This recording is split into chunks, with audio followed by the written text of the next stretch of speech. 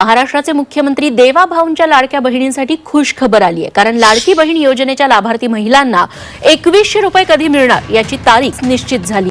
मुख्यमंत्री माझी लाडकी बहीण या योजनेअंतर्गत तसं पाहायला गेलं तर आमच्याकडे आता जवळपास 2,40,00,00,000पेक्षा अधिक अर्ज प्राप्त झाले आणि यातील जवळपास जुलै महिन्यातील आम्ही 1,07,00,000 महिलांना त्याचा लाभ हा दिला।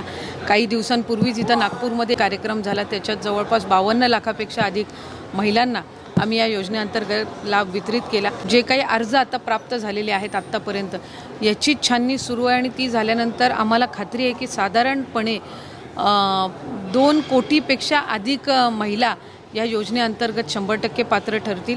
आमचा तर प्रयत्न आहे की जो अंदाज विभागाने लावलेला आहे 2.5 कोटी महिलांपर्यंत, माता भगिनींपर्यंत ही योजना पोहोचवण्याचा, यात आम्ही निश्चितपणाने सफल होऊ असं आम्हाला खात्री आहे। मुदत जी 31 पर्यंतची मुदत होती ती पुन्हा वाढवण्यात आली आहे, अखेरपर्यंत करण्यात आली आहे आणि या कालावधीमध्ये ज्या पात्र महिलांनी अर्ज भरलेला आहे त्यांना जुलै आणि ऑगस्ट महिन्याचा लाभ मिळणार आहे।